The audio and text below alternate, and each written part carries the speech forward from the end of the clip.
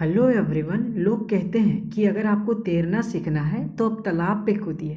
किनारे पे रहकर किसी को देख के आप तैरना नहीं सीख सकते। इसी तरह प्रिपरेशन यूपीएससी में भी होता है।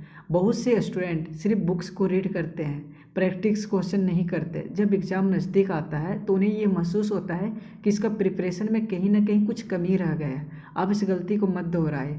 मैं इस चैनल में हर रोज़ एक क्वेश्चन लाता हूँ, अंत में एक क्वेश्चन छोड़ कर जाता हूँ। आप अगर इन दोनों क्वेश्चन को प्रैक्टिस कीजिएगा तो आपका काफ़ी अच्छा प्रिपरेशन होगा। आज का क्वेश्चन है, critically evaluate the efficacy of employment guarantee scheme as an instrument of poverty elevation.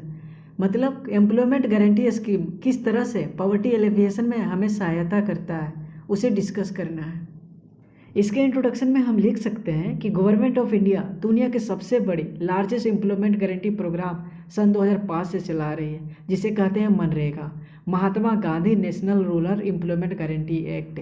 इसे लागू किए हुए 15 साल हो गए हैं। इसके परिणाम भी अच्छे आ रहे हैं, लेकिन कुछ इशू आज भी हैं जो इसके सक्सेस होने में कुछ बाधा उत्पन्न करती है।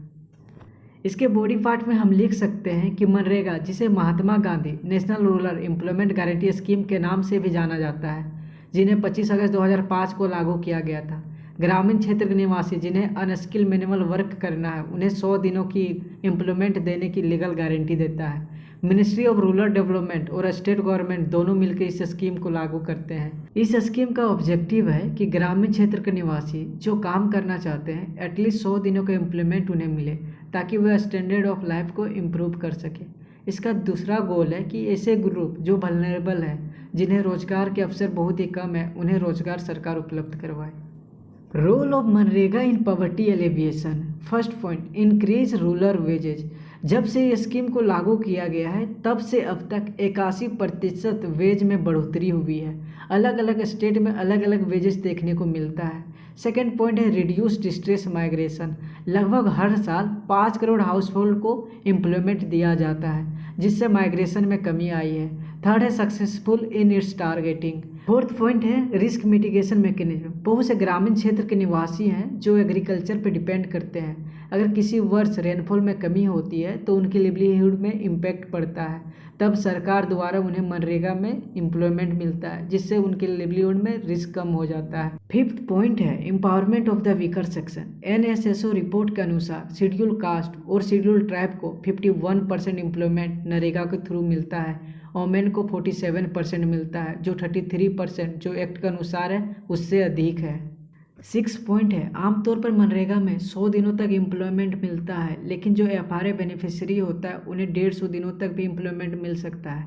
राजस्थान जैसे स्टेट में सहरिया नाम की कमेटी को 200 दिनों तक एम्प्लॉयमेंट मिलता है। 7 पॉइंट फाइनेंशियल इंक्लूजन। मनरेगा जैसे स्कीम ने DBT के माध्यम से, अर्थात डायरेक्ट बेनिफिट ट्रांसफ़र के माध्यम से फाइनेंशियल इंक्लूजन में मदद किया है। 8th पॉइंट है ह्यूमन डेवलपमेंट इंडिकेटर। जब से मनरेगा स्कीम लॉन्च हुई है, फूड सिक्योरिटी और न्यूट्रिशन में इम्प्रूवमेंट नज़र आया है। साथ ही साथ लोगों के पास अपॉर्चुनिटी बढ़ गए हैं। मनरेगा स्कीम में कुछ लिमिटेशन भी है, जैसे कि डिले इन पेमेंट्स। जो पेमेंट है उस समय पे नहीं मिलता, जिससे इस स्कीम का इम्पैक्ट थोड़ा कम हो जाता है। लोगों के बहुत सारे शिकायत भी होती है, उसको रिड्रेस नहीं किया जाता। इसके कंक्लूजन में हम लिख सकते हैं कि मनरेगा के साथ दीनदयाल उपाध्याय ग्रामीण कौशल योजना, साथ ही साथ सेल्फ हेल्प ग्रुप और लोकल प्लानिंग को ऐड कर दिया जाए तो गरीबी को हटाया जा सकता है।